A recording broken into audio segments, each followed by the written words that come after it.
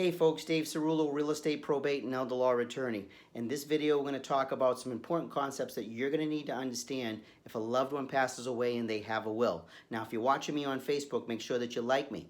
If you're watching me on YouTube, make sure that you click the lower right-hand corner of the screen to subscribe. Stay tuned. So what's a will? Well, folks, a will is a written instrument or document that's created by a person in order to dispose of their property or divide their property at the time of death. Now, the will designate a person to take care of the estate at the person's passing. It's called now the personal representative. Now, to make a will, a person has to be 18 years of age or older. The person has to actually sign the document. It has to be in writing. The person has to be competent, has to be able to have the ability to understand what they're signing. And the document needs to be witnessed by two disinterested persons, people who aren't named in the will or part of the estate. Now, if a person dies without a will in Massachusetts, it doesn't automatically go to the state, folks. The laws of intestacy take over at that point, and there's a way that property is divided if a person doesn't have a will. Dave Ceruolo, CeruoloLaw.com. What happens in Massachusetts if a loved one passes away with assets in their name individually?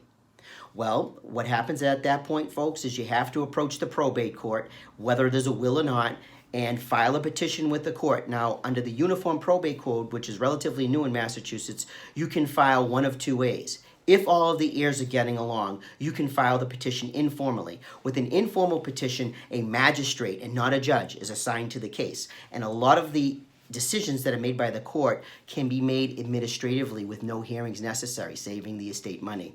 Now, if the heirs are not getting along, there's a second way that a petition can be filed, and that's formally. And with a formal petition, a citation is issued by the court, a judge is assigned to the case, and there may be hearings down the road.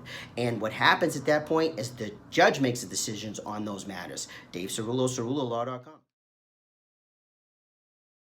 So what does it mean to pass away testate? Well, folks, when you pass away testate or a person passes away testate, that means that they pass away with a will.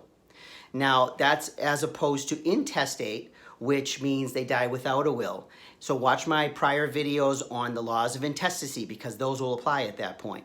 Now, the will itself is going to appoint what we call a personal representative. We used to call that an executor of the estate. The personal representative is going to handle the estate and pay the debts of the estate. Also, the will is going to designate heirs that are going to receive the assets that flow through the will.